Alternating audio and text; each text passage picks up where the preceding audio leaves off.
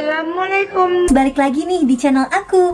Cewek ini terlahir dengan kaki terbalik. Cewek ini juga sering dibully di sekolahan gara-gara kakinya. Dia juga terlahir di keluarga miskin guys. Sehingga mereka nggak sanggup ngobatin kaki terbaliknya. Hingga suatu saat, sebuah keajaiban terjadi di hari ulang tahunnya. Hai, aku Jacqueline, dan aku berumur 14 tahun. Hei, apakah kamu percaya dengan keajaiban? Ayahku selalu berkata bahwa permohonan tertulus kita akan menjadi nyata di hari ulang tahun kita. Tapi terkadang, mimpi terbesar pun dapat berubah menjadi sebuah kesalahan yang sangat fatal. Aku hidup di sebuah kota kecil, dan semua orang di kota ini mengenalku karena aku paling menonjol. Aku lahir dengan penyakit tidak umum yang tidak bisa disembunyikan dari orang lain. Gara-gara penyakit ini, aku tidak punya teman sama sekali. Yang ada, hanya para pembenci yang mengolok aku dan memberikanku julukan yang hina.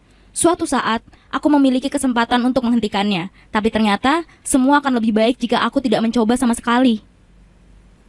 Ada 5 anak di keluarga kami, tapi kami tidak terlalu akrab, dan orang tua kami selalu berada di kantor. Kami miskin dan bahkan hampir tidak ada uang untuk mencukupi kebutuhan kami, termasuk untuk biaya pengobatanku. Aku atau orang tuaku ingin menolongku, tapi operasi itu terlalu mahal. Bahkan, aku tidak tahu berapa jumlah biaya tepatnya. Aku mempunyai penyakit tulang bawaan yang berefek pada tulang keringku membengkok dan bungkuk. Beberapa orang hanya menderita perubahan kecil atas penyakit ini, tapi aku mengalami perubahan yang paling parah. Kedua kakiku terpelintir seakan-akan mereka tumbuh keluar ke belakang. Ini membuatku mengalami kesulitan untuk berjalan. Dulu, aku pernah mencoba lompat tali dan lari dengan anak-anak lainnya. Tapi apalah daya seorang gadis dengan kaki terbalik, aku hanya ingin menjadi normal. Karena penyakit ini, aku belajar dengan sangat keras tapi semuanya seakan-akan mengkhianatiku. Sekolahku berjarak hampir 2 mil dari rumah, dan di kota ini tidak ada bis sekolah. Aku tidak bisa mengendarai sepeda dan keluargaku tidak mempunyai mobil, sehingga setiap hari aku harus berjalan kaki menuju sekolah.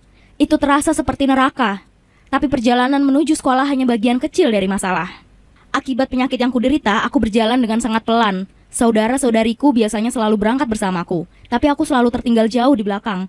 Suatu saat, mereka kesal dan berkata padaku bahwa mereka tidak akan pernah lagi menungguku. Sekarang, aku bangun sebelum subuh setiap hari dan berangkat ke sekolah sebelum mereka berangkat. Tapi mereka masih saja mendahuluiku. Ini sangat menyebalkan. Mereka dapat melakukan hal-hal yang bisa aku bayangkan. Tapi suatu ketika, hal ini tidak lagi menjadi masalah. Dan semuanya berubah. Sehari sebelum ulang tahunku, sesuatu yang aneh terjadi. Seperti biasa, aku sedang berjalan terpincang-pincang ke sekolah. Ketika Bill menghampiriku, Bill selalu menggodaku. Tapi kali ini, dia telah melewati batas. Dia mengaktifkan kamera HP-nya dan mulai merekam sebuah video. Dia tahu bahwa ulang tahunku sudah dekat dan mulai bercanda bahwa dia akan memberikanku sepasang kaki yang normal. Aku berteriak menyuruhnya pergi, tapi aku tidak bisa menghentikannya. Anak lain berjalan melewati kami tapi tidak ada satupun dari mereka yang membelaku. Tidak ada yang peduli kepadaku. Tapi Bill tidak sadar bahwa kejahatannya itu justru menolongku. Aku kembali ke rumah dan menangis seharian. Pada malam hari, ayahku datang menghampiri dan membicarakan rencana makan malam untuk ulang tahunku. Tapi aku tidak mau ada perayaan sama sekali. Setiap tahun, aku membuat permohonan yang sama, yaitu menjadi gadis normal dengan kaki yang normal. Namun, hal ini tidak kunjung menjadi kenyataan. Ayah merasa iba dan memutuskan untuk menghiburku. Kami setuju bahwa kali ini akan memberikan ultimatum kepada alam semesta dan memohon untuk yang terakhir kalinya. Jika permohonanku kali ini juga tidak terkabul, maka tidak akan ada perayaan ulang tahun lagi pada tahun-tahun selanjutnya. Aku setuju. Dan pada hari ulang tahunku, aku meniup lilin yang ada di kue dan memohon sepasang kaki yang baru. Keesokan harinya, agar aku tidak diganggu lagi oleh Bill, aku berangkat sekolah lebih pagi daripada biasanya. Tidak ada seorang pun yang terlihat. Aku melewati jalanan yang biasanya dan sebuah mobil tiba-tiba muncul dari belokan dan melewatiku dengan kecepatan yang tinggi. Aku hampir saja tertabrak dan aku takut kalau aku tidak selamat. Kenapa dia sangat terburu-buru? Setengah jam kemudian, aku kembali melihat mobil itu di persimpangan. Kecuali kali ini, mobil itu tidak bisa dikendarai lagi, karena telah tergelincir di jalan akibat kecepatan yang tinggi. Mobil itu pasti sangat kencang sampai supirnya lepas kendali dan mobilnya masuk ke parit.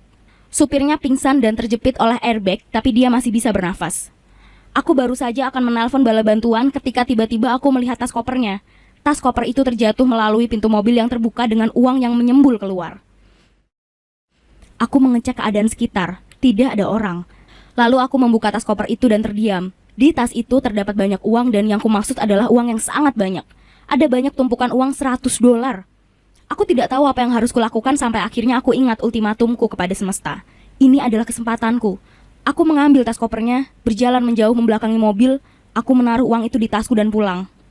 Ayahku masih tidur, jadi aku membangunkannya secara perlahan dan memperlihatkan uang itu. Dia terkejut. Aku menceritakan seluruh kejadian dan kami memutuskan untuk menyembunyikan uang itu. Ayah yakin bahwa pria itu merupakan seorang kriminal yang kabur ke jalanan yang sepi setelah menjalankan sebuah perampokan.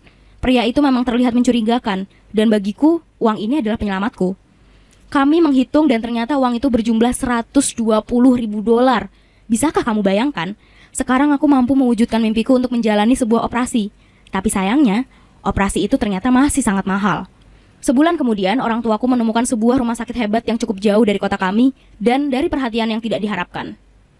Kami bisa mengarang sebuah cerita bahwa ada yayasan amal yang ingin membiayai operasiku untuk para tetangga. Tapi ternyata semua berubah menjadi lebih sulit daripada yang kubayangkan. Para dokter terkejut betapa terabaikannya kondisiku. Kurangnya perawatan dan deformasi sudut serta rotasi tulang yang sangat parah terjadi pada kedua kakiku. Dan aku harus menjalani operasi yang sangat sulit. Aku sangat takut. Tapi semua ini masuk akal. Operasi ini merubah arah pertumbuhan kakiku, lalu menyambungkan tulangku dengan cara baru, yaitu membiarkan kakiku digips. Mereka membuat beberapa patahan buatan karena tulangnya telah menyatu ke arah yang salah. Operasi itu sangat sakit, tapi aku masih percaya bahwa itu sepadan. Lalu, terjadilah sebuah keajaiban. Aku pulih dengan cepat setelah 5 bulan. Aku mampu berdiri dengan kedua kakiku dan berjalan seperti orang normal lainnya. Aku tidak mempercayainya. Tapi harapan terindahku benar-benar terkabul. Tentu saja aku masih mendapatkan perawatan rehabilitasi di rumah, tapi hal tersulit telah aku lalui. Karena aku harus sering berbaring agar kakiku bisa pulih lebih cepat. Aku menjelajahi internet seharian. Apalagi yang bisa kulakukan? Tidak sengaja, aku melihat sebuah berita lama dan rahangku langsung menguap. Berita itu berisi tentang kecelakaan di sebuah jalan yang sepi. Sejumlah uang yang cukup banyak telah hilang dari lokasi kecelakaan. Uang itu dimaksudkan untuk operasi seorang gadis kecil yang menderita cacat jantung. Sejauh ini, tidak ada saksi sama sekali. Uang itu tidak ditemukan dan gadis kecil itu batal menjalani operasi. Itu adalah uang yang kupakai untuk kaki baruku. Pria itu bukan seorang kriminal. Oh, tidak. Aku melihat kaki baruku yang telah kuimpi-impikan sepanjang hidupku seperti yang kalian lihat. Keajaiban memang terjadi, dan permohonan pada momen ulang tahun kadang memang menjadi kenyataan. Tapi akan selalu ada yang harus dikorbankan. Bagaimana aku bisa hidup seperti ini? Aku merasa malu akan kedua kakiku, tapi waktu tidak bisa diputar kembali. Atau, apakah aku justru melakukan hal yang benar? Apa yang akan kamu lakukan seandainya kamu berada di posisiku? Tolong beritahu aku melalui kolom komentar di bawah dan jangan lupa untuk menyukai dan berlangganan saluran ini untuk konten luar biasa lainnya.